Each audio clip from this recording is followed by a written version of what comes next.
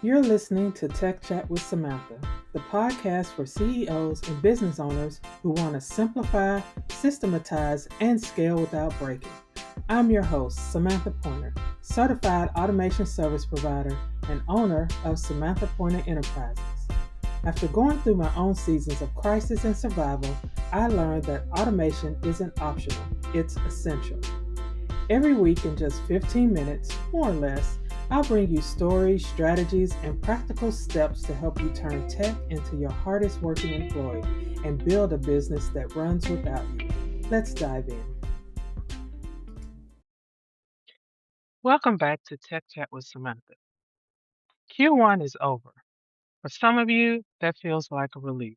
For others, it feels like the starting line just moved and you're already behind. Either way, the end of March is one of the most useful moments in the business calendar. Not because of the numbers, but because of what the numbers are telling you about your systems. Most business owners do a revenue review at the end of the quarter. They look at what came in, what didn't, and set new targets for Q2. That's fine, but it misses the most important question.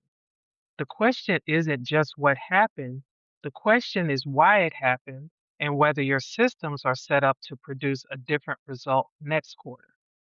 That's what we're talking about today, a Q1 systems review, not a performance review, a systems review.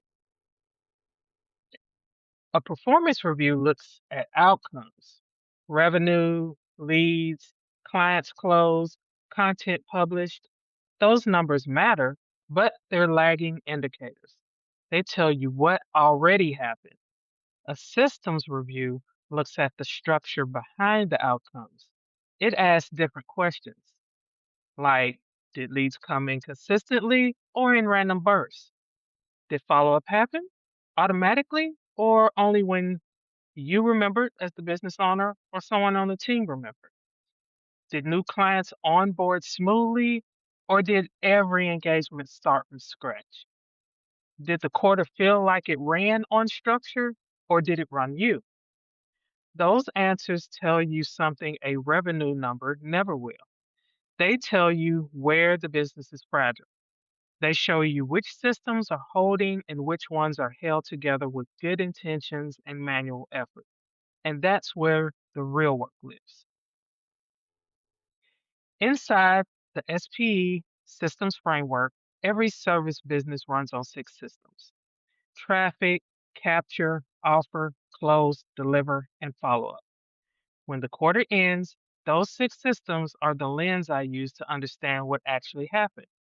Let me walk you through the questions worth asking for each one. So, for traffic, did you know where your best leads came from this quarter? Not a guess, not a feeling. Do you actually know which content, platform, or referral source brought in the people who were most ready to work with you? If you can't answer that clearly, your traffic system isn't organized yet. You're creating content and hoping. That's not a strategy. Then we have the capture system. When someone expressed interest this quarter, what happened next? Was there a system that caught them, tagged them, and started a follow up sequence? Or did it depend on you noticing, remembering, and responding manually? If leads fell through the cracks in quarter 1, they will fall through the cracks in quarter 2 unless the capture system changes. Then we have your offer. Did the people in your pipeline understand what you do and who it's for before they got on a call with you? Or did you spend the first half of every conversation explaining your services? Your offer system includes all the education and trust building that happens before someone is ready to buy. If that's missing, every sales conversation starts from zero. Then we have your close. How long did it take to go from a first conversation to a signed agreement? Were there consistent steps in that process, or did every close feel different? If deals stalled in Q1, the close system is where to look first. Then you have deliver. Did every client get the same experience, or did delivery quality depend on how much time and energy you had that week? Inconsistent delivery is almost always a documentation and workflow problem, not a capacity problem. Then we come to the follow up, which is, in my opinion, the most important. Um, what happened to past clients and warm leads after Q1 ended? Did any of them hear from you in a way that was planned and intentional? Or did follow up only happen when you happened to think of someone? Referrals, repeat business, and re engagement don't happen by accident, they happen by design. So, what do you want to do with what you find? You don't fix all six systems at once. That's how you end up overwhelmed and back at square one by mid April. You pick the one system where the most revenue is being lost and you start there. For most service businesses, that's either capture or follow up. Leads are coming in but not being caught, or clients are finishing projects and never hearing from you again. Both of those are revenue leaks that a well built system can close. The organized step comes first. Before you build any automation or add any tools, get clear on what the process should be. Write it down, map it out, make sure it exists somewhere outside of your head. Then you automate the repeatable parts, the follow up sequences, the onboarding triggers, the review requests, the parts that don't require your judgment every single time. That's how Q2 becomes structurally different from Q1, not by working harder, by building the systems that make consistent results possible. So, if you went through those six questions and realized that more than one system has significant gaps, that's actually a good sign. It means you now have clarity on what's been creating friction. Clarity is where the work begins.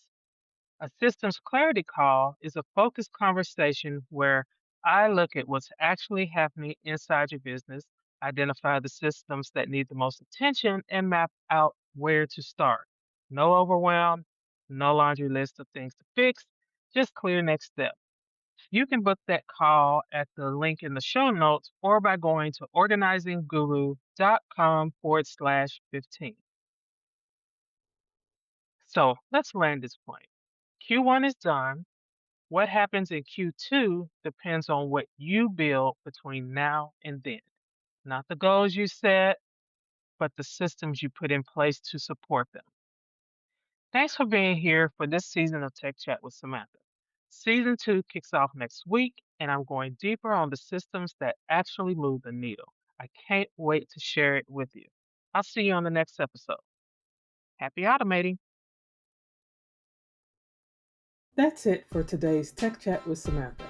If you're ready to stop being the bottleneck and finally get your systems working for you, grab the Tech Audit Starter Kit or book a technology breakthrough session at organizingguru.com. Thanks for listening, and remember, your business doesn't have to run you into the ground. With the right systems, it can run without you. Until next time, happy automating.